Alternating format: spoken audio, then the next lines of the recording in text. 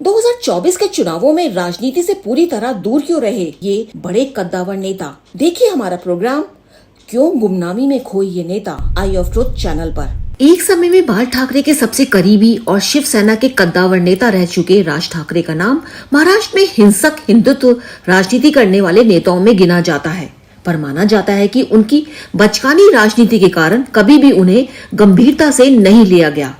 आलम यह है कि महाराष्ट्र में लगातार चल रही जबरदस्त राजनीति उथल पुथल के बावजूद उनकी उपस्थिति किसी भी बड़े खिलाड़ी को महसूस नहीं हो रही है, चाहे वो उद्धव ठाकरे हो, एकनाथ शिंदे हो या फिर भाजपा के नेता अमित शाह।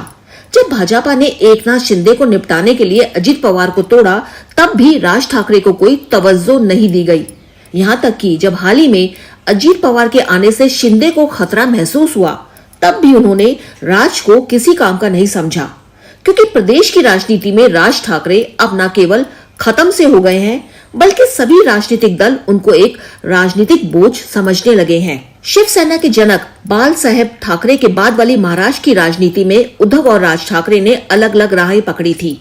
जहां उद्धव ने अपनी राजनीतिक परिपक्वता और तत्कालीन स्थिति को ध्यान में रखकर बड़ी चतुराई से शरद पवार की मदद से भाजपा से अलग रास्ता पकड़ा, जो उनके बाबा साहेब ठाकरे की राजनीति से मेल तो नहीं खाता था, पर उद्धव को लंबी दौड़ का घोड़ा बना सकता था, और यही हुआ। इनके नेतृत्व में महाराष्ट्र में पहली बार शिवसेना की अगुवाई में महाराष्ट्र विकास अघाड़ी गठबंधन वाली सरकार बनी और उद्धव मुख्यमंत्री बने। इसके विपरीत राज ठाकरे अपनी मराठा हिंसक हिंदुत्व की राजनीति के बल पर 2009 में हुए विधानसभा चुनावों में 13 सीटें तो जीते, पर उस सफलता को वो ना संभाल सके और ना ही ठीक से भुना पाए। नतीजन कुछ महीने बाद ही नासिक, मुंबई और पुणे के स्थानीय संस्थानों में राज ठाकरे की पार्टी एक अंक की संख्या तक सिमट कर रह गई। इसका कारण माना गया पार्टी के भीतर एक मजबूत ढांचे का अभाव और साथ ही राज ठाकरे का जनता के मुद्दों पर ध्यान देने की बजाय हिंसा को समस्याओं के निदान का विकल्प मानना। अब खबर है कि राज ठाकरे पिछले काफी समय से अपनी कट्टरवादी नेता वाली छवि को बदलने की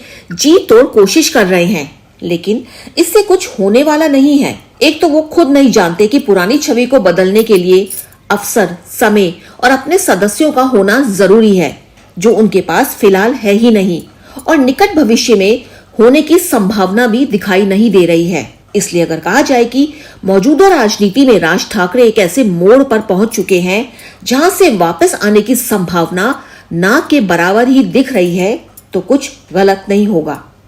कुशाल जीना के साथ अनुजैन रोहतगी, आई ऑफ ट्रुथ। हमारे चैनल आई ऑफ ट्रुथ को सब्सक्राइब कीजिए यूट्यूब पर, इसे फॉलो कीजिए फेसबुक पर, इंस्टाग्राम पर, ट्विटर पर और कू पर। हमारे चैनल के बारे में फीडबैक देने के लिए हमें मेल कीजिए ioftruth.6@gmail.com पर।